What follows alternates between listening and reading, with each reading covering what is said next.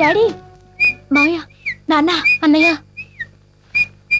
ఏమండి, ఏమైందండి మీకు?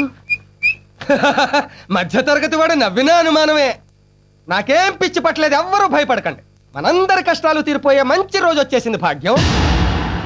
అమ్మా, నీకు చాలా గొప్పింటి సంబంధం చూశానమ్మా, మనకంటే బాగా ఉన్నవాళ్ళు. నీ చదువుని మధ్య తరగతిలోనే ఆపించేశాను కదా నా బంగారు తల్లి. ఇప్పుడు చదివిస్తా, నువ్వెంతవరకు చదువుతానంటే అంతవరకు చదివిస్తా. భాగ్యం, ఈ రోజు నుంచి నువ్వు నిజంగా భాగ్యలక్ష్మివే. నీకు 2 పూట్ల భోజనం పెడతాను. నానా, తొందరగా రెడీ అవ్వు. ఈవేళ నీకు ఐ హాస్పిటల్ ఆపరేషన్ చేస్తాను. ఏమిట్రా ఇదంతా? కొంపదీసి లాటరీ తగిలిందా? అవును, కొంప తీసే లాటరీయే తగిలింది. నిజంగానా? ఎంత? అన్ని వివరంగా తర్వాత చెప్తాను. ఏవే, నాన్న 4 జతల బట్టలు సర్దు. నా బతుక్కి 4 జతల బట్టలు, విప్పుకోవడానికి ఒకటి, కట్టుకోవడానికి ఒకటి, 2గా ఏడిసినాయి. అయితే కొత్తవి కొందాం. ఏయ్, ఇదంతా చూస్తుంటే నాకేదో భయంగా ఉందిరా. డోంట్ వర్రీ, ఓ గొప్ప వ్యక్తి సాయం వల్ల మన కష్టాలు మొత్తం గట్టెక్కుతున్నాయి. గొప్ప వ్యక్తి? ఎవరు? దేవుడు.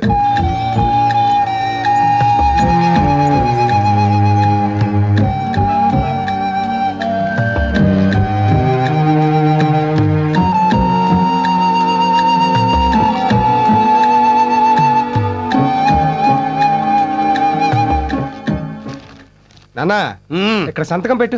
ఆటోగ్రాఫా? కాదు, ఆపరేషన్ చేసే ముందు పేషెంట్ దగ్గర సంతకం తీసుకుంటారు. దేనికి? ఆపరేషన్ లో కళ్ళు పోతే మాకేం బాధ్యత లేదనా? కాదు నాన్న, వాళ్ళ ఫార్మాలిటీస్. ఫార్మాలిటీ అయితే మాత్రం చదవకుండా సంతకం ఎలా పెట్టమంటావు? చదవడానికి నీకు కళ్ళు కనిపించట్లేదు కదా, అందుకే ఆపరేషన్ చేయించమంటున్నా. సంతకం పెట్టందే కళ్ళు ఆపరేషన్ చేయరు. అదొకటి ఏడ్చిందా? సరే, ఈ గుడ్డి కళ్ళు బాగుపడటం కోసం గుడ్డిగా సంతకం పెడుతున్నా. ఎక్కడో చెప్పు. ఇదిగో ఇక్కడ. ఆ. పెట్టు. ఇవ్వగోరా మా ఇంటి తాలూకు దస్తావేజులు. ఎందుకయ్య గారు ఆయన అలా మోసం చేసి సంతకం పెట్టించారు? తరతరాలుగా వస్తున్న ఇల్లు రాది, అమ్ముతానంటే ఒప్పుకోడు. అందుకే తప్పక ఇలా చేయించాను. ఒక తండ్రికి కొడుకుగా నేను చేసింది తప్పేరా, కానీ 4 బిడ్డలకి తండ్రిగా నేను చేసింది తప్పు కాదు. ఇన్నాళ్ళు మీరు చెప్పినట్టు నేను విన్నాను, ఇప్పుడు నేను చెప్పినట్టు మీరు వినాలి. ఎలాగో మనం ఇల్లు కొనుక్కున్నాం కాబట్టి ఈ రోజు నుంచి నువ్వు రిక్షా తగ్గకూడదు. ఇదిగో అమ్మా, నువ్వు కూరగాయలు బండేసుకుని వీధిలో తిరిగి ఆ వంకాయలు బెండకాయలు అంటానికి వీల్లేదు. ఇదిగో ముసలే, నువ్వు ఇంటింటా పాచి పనులు చేయడానికి వీల్లేదు. శుభ్రంగా పడక కూర్చుందో వెళ్ళి పడుకో. ఇదేం గోలరా? అవును మావయ్య, ఇన్నాళ్ళు రాత్రనక పగలనక అంతా కష్టపడ్డారు. ఇప్పుడు మేము సంపాదిస్తున్నాగా. సరే, రిక్షా అమ్మేస్తాను, కానీ ఆటో కొనుక్కుంటాను. ఆటోనా? అవునరా, కష్టం తక్కువ లాభం ఎక్కువ. అయితే నేను ఈ కూరగాయల బండి అమ్మేసి మన ఇంటి ముందే కొట్టెట్టుకుంటాను. నేను ఈ పాసిపని మానేసి ఓ మంచి ఇంట్లో వంట మనిషిగా చేరతాను. అంతేగాని ఖాళీగా మాత్రం కూర్చో ఉంటారు. ఈ ఇంటి మీద డాబా వేసే వరకు కట్టపడదాంరా. డాబా వేసాక ఇంకో మేడ కొందాం అంటారు. మాకంత ఆశ ఏం లేదులే. మరైతే రెస్ట్ తీసుకోవచ్చు కదా అత్తయ్య. అది కాదమ్మా, రేపు నీ కడుపునో నలిసి పుడితే ఓ మంచి కాన్వెంట్ లో చేర్పించి కంప్యూటర్లు అయ్యి నేర్పించడానికి డబ్బు అవసరం వస్తది. రేపు మాకే జబ్బు చేసింది అనుకో, డబ్బు అవసరం వస్తది. ఖాళీగా కూర్చుంటే ఉన్నది కరుగుద్ది గానీ ఏమొత్తది? కరెక్ట్ గా చెప్పారా. అది కాదు గురుగారు. గురువు గారిని కాదు, మాంగారిని చూడు. కష్టం చేసిన వాళ్ళు ఖాళీగా కూర్చోలేరు. ఓపుకున్నంత వరకు కష్టపడి నువ్వు కోరుకున్నట్టే ఆటో కొనుక్కొచ్చిరా దేవుడు. మంచి మాట చెప్పారండి. నీ రిక్షా నేను కొనుక్కుంటాను. అయ్యి బాబోయ్, అంత చెడ్డ మాట అన్నారేంటండి? చెడ్డ మాట కాదు, మంచి మాటే. ఉన్న ఉద్యోగం పోయింది, ఎక్కడ పని చేద్దామన్నా ఈ వయసులో మీరేం చేస్తారండి అని వేళకోళం చేస్తున్నారా. అందుకని రిచ్చా దొక్కుతారా? ఇది తొక్కడం చాలా కట్టమండి. 100 మంది ఎక్కిన బస్సునే నడిపాను. 1000 సమస్యలతో ఉన్న ఇంటినే ఒంటెద్దు బండిలా లాక్కొస్తున్నాను. ఎంత చిన్న రిక్షాను లాగలేనా? అది కాదు మావయ్య, నేను మళ్ళీ అప్పుల పాలు కాకుండా 4 రాళ్లు వెనకేసుకోవాలి అంటే నాకు మీ కుటుంబాన్ని ఆదర్శంగా తీసుకోవాలనుంది. దయచేసి నా అదృష్టానికి అడ్డు రాకండి ప్లీజ్. మెల్లిగా ఈ జన్మలో నువ్వు ఆపరేషన్ చేయిస్తావు అనుకోలేదురా. జాగ్రత్త, మెట్లు. మొత్తానికి కొడుకుగా నీ బాధ్యత తీర్చుకున్నావు. మెల్లిగా మెల్లిగా. అవును, కళ్ళకి ఈ కట్లు అన్నాళ్ళు ఇంకో 4-5 రోజుల్లో తీసేస్తారు. ఒరేయ్, అప్పుడు మొట్టమొదటిసారిగా నీ ముఖమే చూస్తాను రా. అలాగే నాన్న. రిక్షా వచ్చింది, ఎక్కు. ఈ దిక్కుమాల దేవుడు గడి రిక్షాని ఎక్కను రా. ఈ దేవుడి రిక్షా కాదు, మందే. మందే? అవునులే, ఇవాళ రిక్షా వాళ్ళందరూ మన చుట్టాలేగా. జాగ్రత్తగా కూర్చో.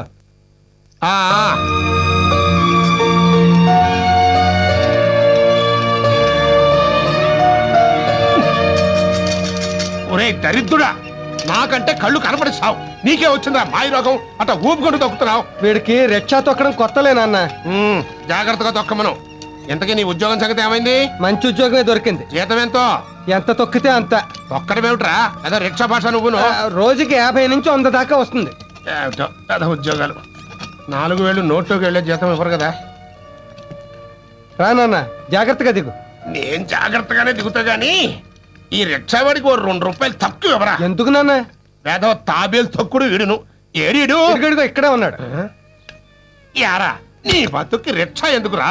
తోపుడు బండి లాక్కుంటూ అడుక్కు తినక వా. ఆ? ఏంట్రా ఏదో గుడి గంట పడుతుంది, ఎక్కడ తీసుకొచ్చావు? మన ఇంటికే. మన ఇంటి దగ్గర గుడి ఎక్కడుంది? నిన్నే కట్టారు చిన్న గుడి. మన సైట్ లో కట్టి చావలేదు కదా? లేదులే రా. ఆ. జాగ్రత్త నాన్న. నాకు తెలుసు, 70 ఏళ్ళ నుంచి ఈ కొంపల పడి చేస్తున్నాను. ఏది ఎక్కడుందో నాకు బాగా తెలుసు. ఇది గుమ్మం.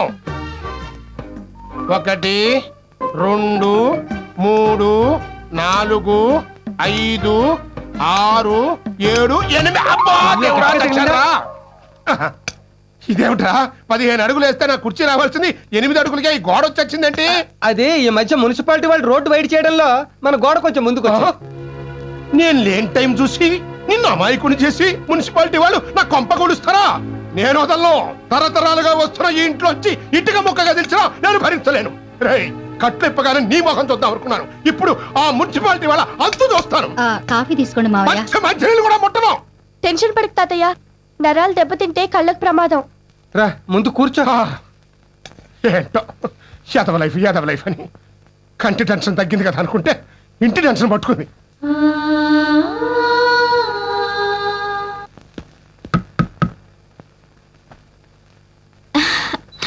రానయ్య. ఓ, నేను జైల్లో ఉండగా నీకు పెళ్లి కూడా చేసేసాడా? ఎవరు గాయత్రి? ఓ బావగారు మీరా? ఏయ్, ఎవడరా నీకు బావగారు? ఆ? ఏం బాబు బాగున్నావా? ఏ ఏంటి ఇది? లేబర్ వాళ్ళంతా తీసుకొచ్చి ఇంట్లో పెట్టారు. అన్నయ్య మాటలు మర్యాదగా రాని. ఆయన మా ఆయన, వాళ్ళు మా అత్త మావలు. వాట్? వీడు నీ మొగుడు, వాళ్ళు నీ అత్తామావలున్నా? అవును. చెయ్, ఇంత లో క్లాస్ వాళ్ళని చేసుకోవడానికి నీకు, చేయించడానికి వాడికి సిగ్గులేదు? అది కాదు బాబు. పోండి, అందరూ బయటికి పండి. Hello, out. ఆవేశపడకు. ఇది నీళ్లు కాదు, నా ఇల్లు. నీళ్ళ అంటే దీన్ని కట్టం కింద కొట్టేసావా? కొట్టేలేదు, కష్టపడి కొనుక్కున్నారు. కొనడానికి వీళ్ళెవరు? అమ్మడానికి వాడేవాడు? ఏడివాడు?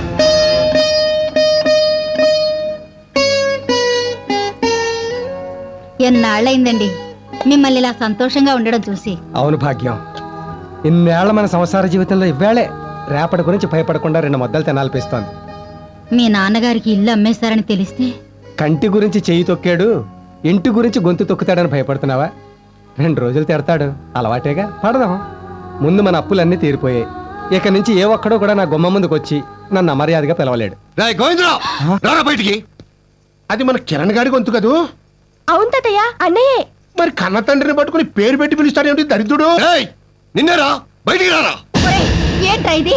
కన్న తండ్రిని పట్టుకుని ఏం మాట్లాడావి? ఏయ్, కన్న తండ్రా వీడా? కన్నడమే గొప్పతనం అయితే వీధిలో పందులు కుక్కలు కూడా కంటున్నాయి. నీకేమైనా పిచ్చెక్కిందా? వీధిలో ఏంట్రా అరుపులు? ఇంట్లోకి రారా. ఇల్లా ఇదా? ఛై, రేయ్, ఏంట్రా ఈ మాటలు? నలుగురు వింటే పరువు పోతుంది. పరువా? అదేమన్నా మిగిల్చాడా వీడు పోవడానికి? రేయ్, రేయ్, వాడు వీడు అంటే ఏంట్రా పిచ్చివాగుడు? ఓహో, నిన్ను గుడ్డి విధవని చేసి నన్ను జైల్లో ఉంచి ఇంత దరిద్ర పని చేశాడనమాట వీడు. ఏంట్రా ఇది? ఇంట్లోకి వెళ్దాం రారా. ఏయ్, ఈ లేబర్ విధవల కొంపలో చస్తే అడుగు పెట్టను. లేబర్ కంప్లైంట్రా? ఇది మన మొత్తాతల నుంచి వస్తాను ఇల్లు. ఓరి నా గుడ్డి గ్రాండ్ ఫాదరు, నీ కొడుకు మన కొంప నా రిక్షావాడికి అమ్మేసి ఆ రిక్షావాడి కొంపని వీడు కొన్నాడు. మన కొంప అమ్మేశాడా? ఎంత పని చేశాడురా? ఎంత పని చేశాడురా?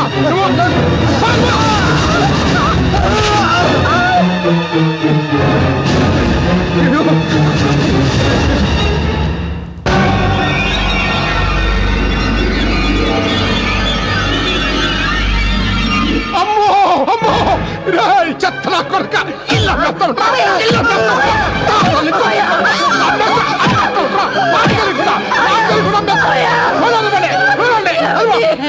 అయినా వాడు అమితా మాత్రం గుడ్డిగా నువ్వు సంతకాల పెట్టి చచ్చావు. అవును, ఎలా పెట్టి చచ్చాను? ఆసుపత్రిలో ఆపరేషన్ కోసమని అమ్మ నా కొడుకు గుడ్డోని చేసి నిన్ను. అంటే అటు కన్న తండ్రిని ఇటు కన్న కొడుకుని కూడా మోసం చేస్తారా? మోసం కాదురా, వేరే దారి లేక. అమ్మేశావా? అసలు దాన్ని అమ్మే హక్కు నీకు ఎవడిచ్చాడు? అది తాత ముత్తాతల నుంచి వస్తున్న ఇల్లు. దాన్ని అనుభవించే అధికారం నీకు ఉందే గానీ మా అనుమతి లేకుండా అమ్మేసే అధికారం నీకు లేదు. ఒకవేళ నా సంతకం లేకుండా రిజిస్ట్రేషన్ చేసినా అది చెల్లదు, చెల్లనివ్వను. తాతయ్య, మన ఇల్లుని ఎలా దక్కించుకోవాలో నాకు బాగా తెలుసు. నాతోనా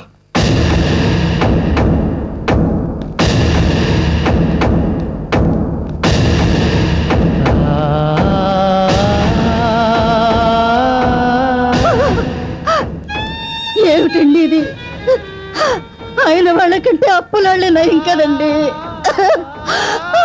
అప్పులాళ్ళే నయం కదండి.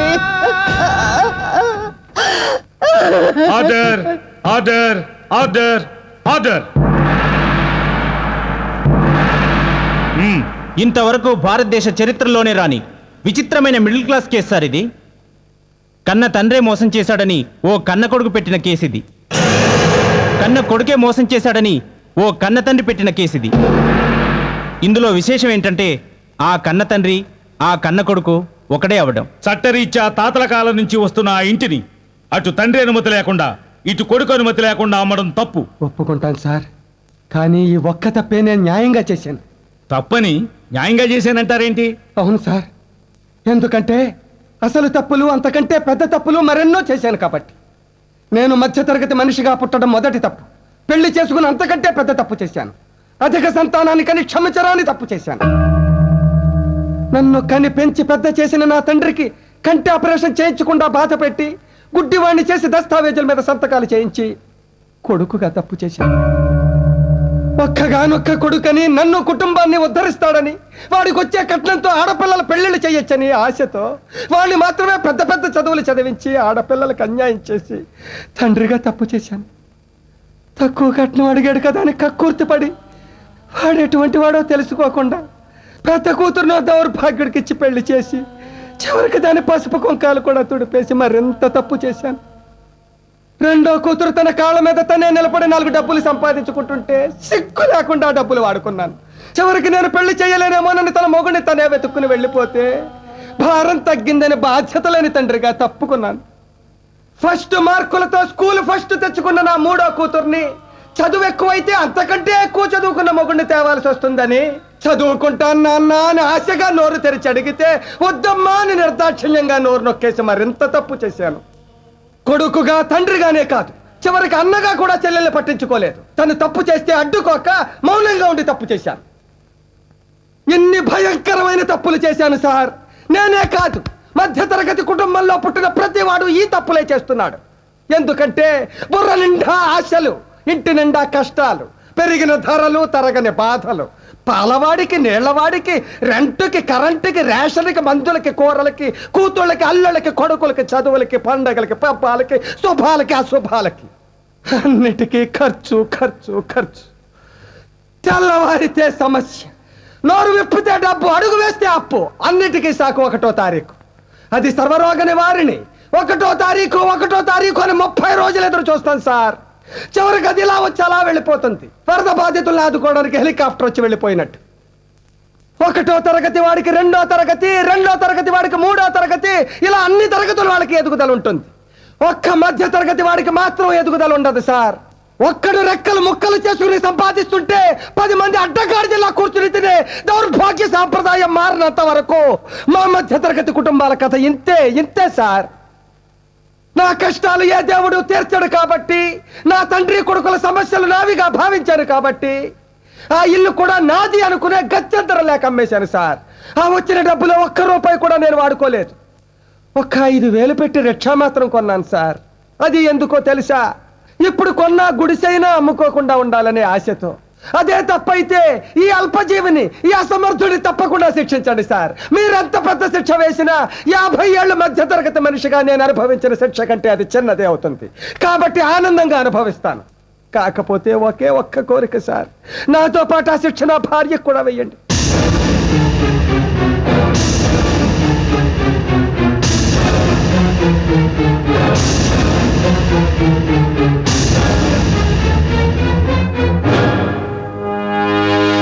నీ వ్యధ విన్నాక నిజంగా నీ మీద జాలి వేసింది, కానీ నీ కోరిక విన్న తర్వాత నీ మీద అసహ్యం వేస్తుంది. I'm sorry sir. Please sir, దయచేసి ఒక్క కోరిక కాదరకండి సార్. నేను మాత్రమే జైలుకి వెడితే నా భార్య దిక్కులేందైపోతుంది సార్. దాన్ని ఎవరూ పట్టించుకోరు.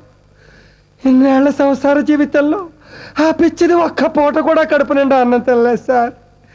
జైల్లో అయితే ఉండడానికి చోటిచ్చి 2 పూటలైతే అన్నం పెడతారు సార్. దాని మెళ్ళలో నేను 3 ముళ్ళు వేసినప్పుడు కష్ట సుఖాల్లో జీవితాంతం తోడుగా ఉంటానని అగ్ని సాక్షిగా ప్రమాణం చేశాను. కానీ ఇన్నాళ్ళు నా కష్టాలన్నిటికీ అది తోడుగా ఉంది సార్. ఇప్పుడు ఇన్నాళ్ళకి ఈ వయసులో నాకు సుఖపడే అదృష్టం పట్టింది. ఈ కాస్త అదృష్టాన్ని దాంతో కలిసి పంచుకునేవాడి సార్. ప్లీజ్ సార్, ప్లీజ్ మమ్మల్ని శిక్షించండి సార్, మమ్మల్ని శిక్షించండి సార్. తప్పకుండా శిక్షిస్తాను. నిన్నే కాదు, నీ మధ్యతరగతి కుటుంబం మొత్తాన్ని శిక్షిస్తాను.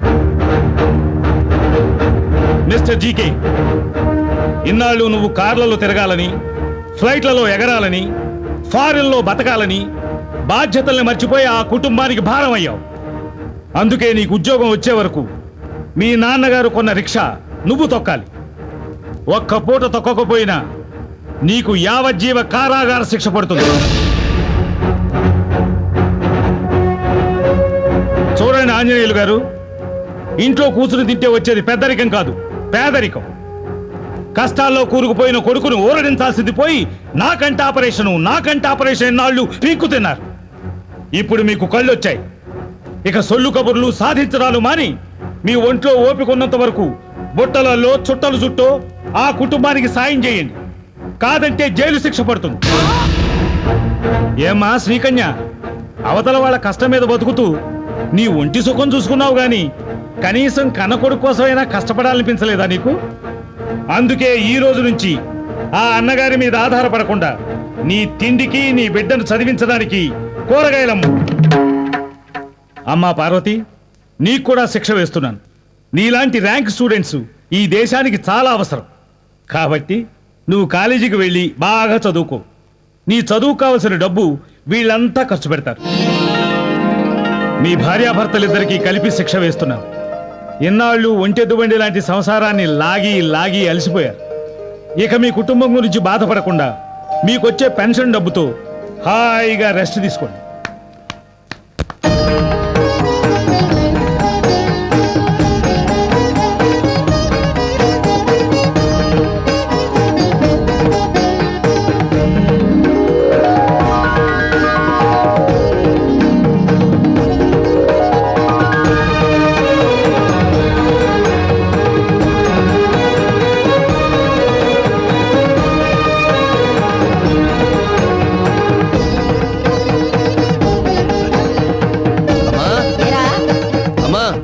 ఏంటి? ఈ నెలంతా నేను కష్టపడి రిక్షా తొక్కి సంపాదించిన డబ్బు 3000. వారి నా గ్రాండ్ సన్ను, ముసలోనైనా నీకంటే నేనే బెటర్ రా. ఈ నెలంతా బుట్టలని సంపాదించింది 3200. పోరి నా ఓల్డ్ ఫాదరు, ఆడదాన్నైనా కూరగాయలమ్మి 3600 సంపాదించాను. అబ్బో, మీ అందరికంటే నా సంపాదన ఎక్కువ, 4000. అయితే ఈ 4000 మీ దగ్గరే ఉంచండి నాన్న, ఖర్చులకు పనికొస్తాయి. మరి మిగతాదో? మిగతా 100 ఈ డిబ్బీలో వేయండి. Very good. అమ్మో, 1వ తారీఖు వచ్చేసరికి ఎంత డబ్బు! ఈ కుటుంబ సభ్యులకి నేను వేసిన శిక్షలు ప్రతి మధ్యతరగతి కుటుంబంలో ఎవరికి వాళ్ళు వేసుకోగలిగితే భవిష్యత్తులో మధ్యతరగతి అనేదే ఉండదు. We hope that day will come soon.